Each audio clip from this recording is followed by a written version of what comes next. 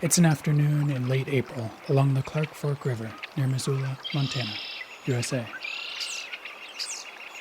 The song of the tall dogbane isn't obvious, like the red-winged blackbirds that are singing in the aspen grove on the other side of the river, or the European starlings that are nesting in the cavities of the cottonwoods. But the dogbane has a song, too. A song it sings with the wind.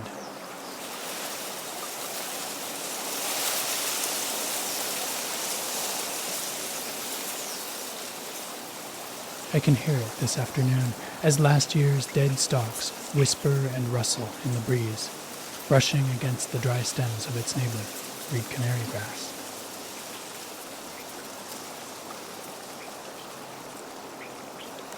To know the birds is to become weightless for a time, to imagine life with wings, to sing in celebration.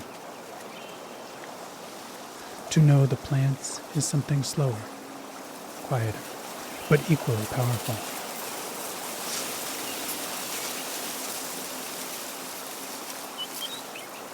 A connection with the plants is rooted in the earth, grounded in place. The birds tell us of migrations, invite us to think globally, to transcend borders, to recognize habitats, perhaps to forget for a time the major environmental costs of travel as we try to imitate their journeys. The plants invite us to slow down, to become rooted in our local soil, to breathe and flex with the circular motions of the seasons.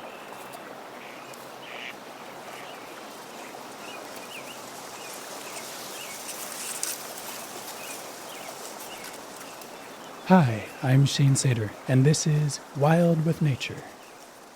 This story, which I share here in March of 2025, is called The Song of the Tall Dogbane, Fibers at the Riverbank.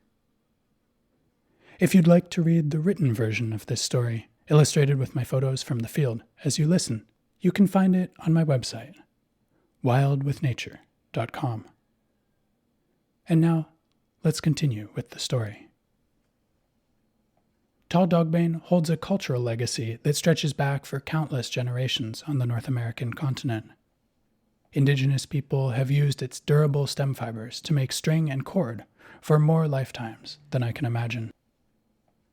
As a kid in central North Carolina, I learned this ancient practice of making cord by twisting the fibers of plants. There was a small patch of dogbane along the dirt track that provided access to the neighborhood sewage line, and I recognized it as a fiber plant, but I didn't know how to gather its stem fibers then. Instead, I twisted a much weaker cordage by splitting the leaves of the cattails that grew in a local marsh. Years later, in Montana, reading Tom Elpel's book, Foraging the Mountain West, I finally learned how to separate dogbane fibers from the stem. You can also find a video explanation by Sarah Corrigan of Roots School on YouTube by searching How to Harvest and Process Dogbane for Natural Fibers. Visiting my mom in Missoula, Montana, I got to know a beautiful, thriving patch of it along the Clark Fork River. In the winter, we gathered the dry burgundy stems. I showed my mom how to twist dogbane string, and I thought of all of the generations of people who have gathered this plant and thanked it for its gifts. Taking online college classes during the COVID pandemic, I twisted dogbane during my writing and anthropology classes and used it to sew bundles of ponderosa pine needles into concentric spirals. Before the pandemic ended, the dogbane and ponderosa pine had become a gathering basket. And that brings me back to April of 2024.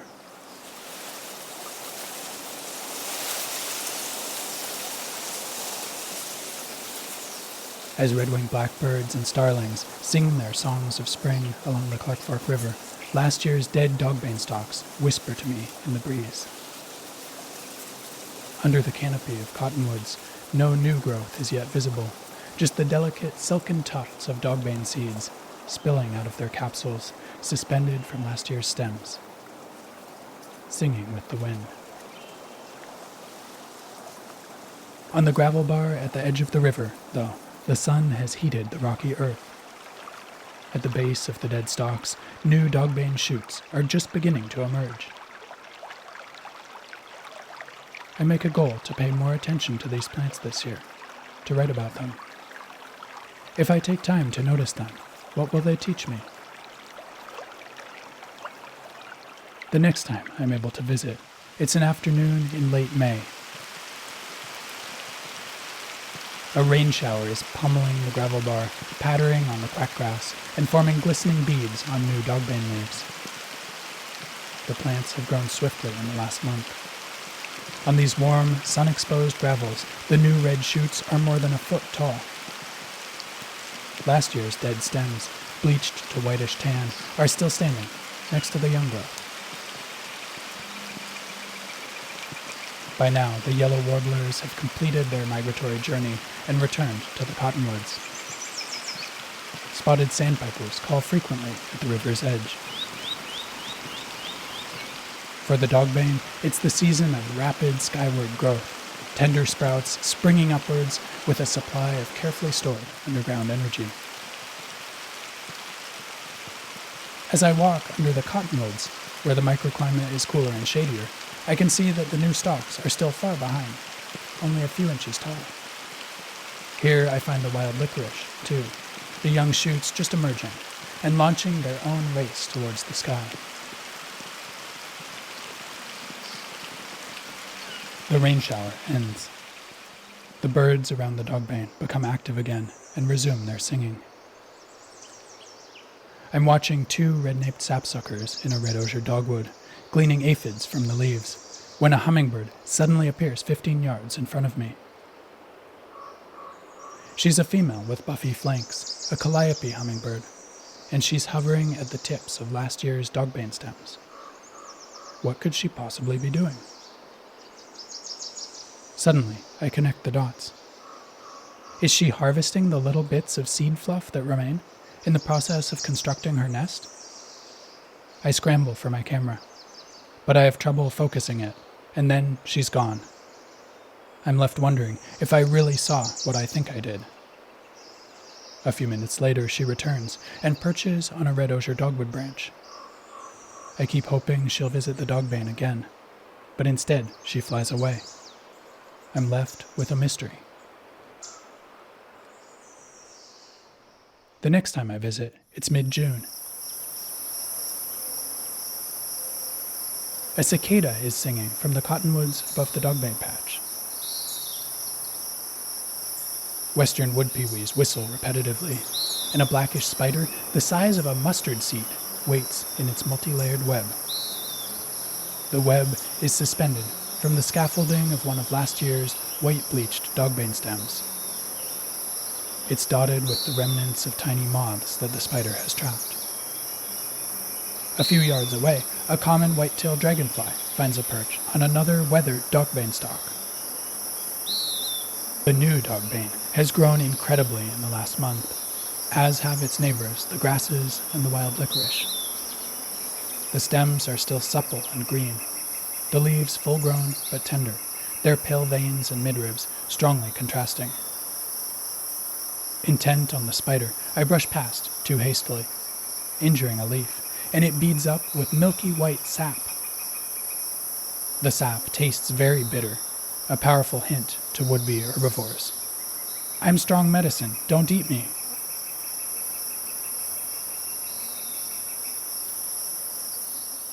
Back at the sunny gravel bar, spring field crickets sing among waist-high dogbane shoots. Predictably, this patch continues to be well ahead of the shady dogbane. The upper stems are branching, and the flower buds are already emerging. Spotted sandpipers call from the other side of the river as I run my hands through the wild mint growing under the dogbane and breathe in its rich, pungent scent.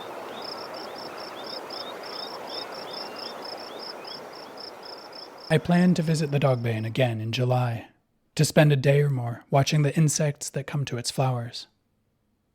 But the summer slips past, the fall too, and I migrate with the yellow warblers to my partner's natal earth in Oaxaca, Mexico, the environmental costs of air travel nagging at the back of my mind. The dogbane stays behind, rooted in the river gravels. A part of me stays with it. There's no tall dogbane here in Oaxaca.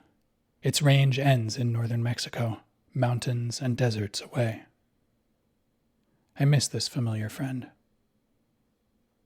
Little by little, I'm finding a place here, making new acquaintances and friendships, including with the plants. On my morning and evening walks, I take photos of those that call my attention, attempt to learn about them. People tell me the local names, and I try to remember them.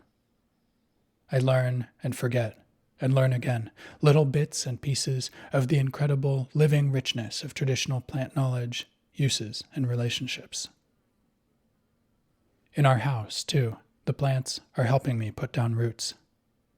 There's no space for a garden, but I'm making compost with our food scraps and fallen leaves, mixing it with dirt that washes down the street, filling pots and wooden crates with homegrown soil. I've planted the ginger that Grandfather Teo gave us, radishes, basil, tomatoes, yerba buena, a passion fruit vine that my friend Joel gifted me. I scooped the tomato seeds out of the fruits and fermented them before I planted them. 3 varieties, a commercial Roma, and 2 small local tomates criollos. The first ones are starting to flower now. Maybe there will be tomatoes before I return to Montana in mid-March. Little by little is okay with the plants. They're right here, patient, waiting for us to learn. As my friends Kat Ron and Sid Morakal, herbalists and founders of Wild Wonders in Missoula, Montana, like to say, every slow step towards the plants is a step of healing, for us and for the earth. As I keep reading more about dogbane, I find an article by Mary Ann Borge, a New Jersey-based naturalist who has done the sort of patient insect watching that I didn't get around to in 2024.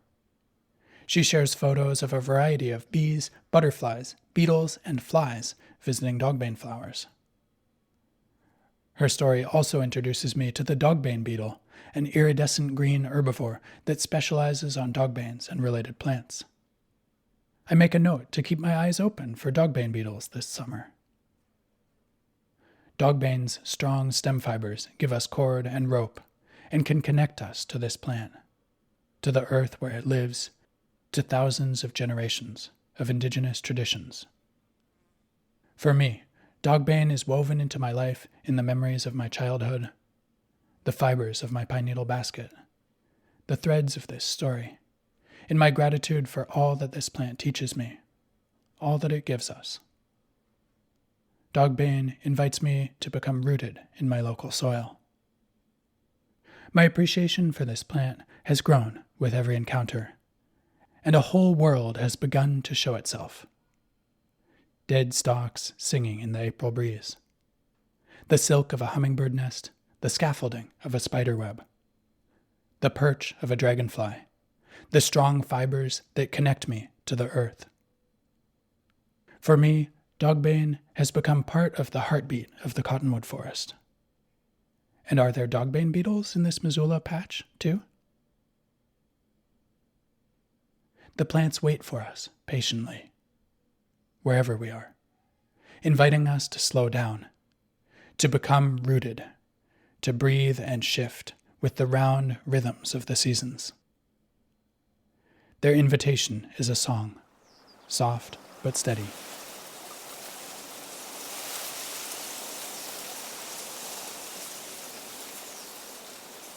Dogbane stalks rustle in the April breeze. Can you hear them?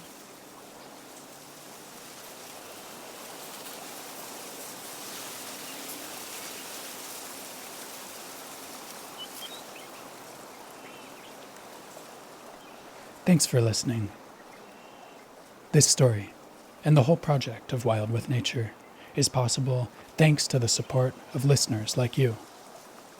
This support includes those of you who simply share my podcast with your families, friends, and communities.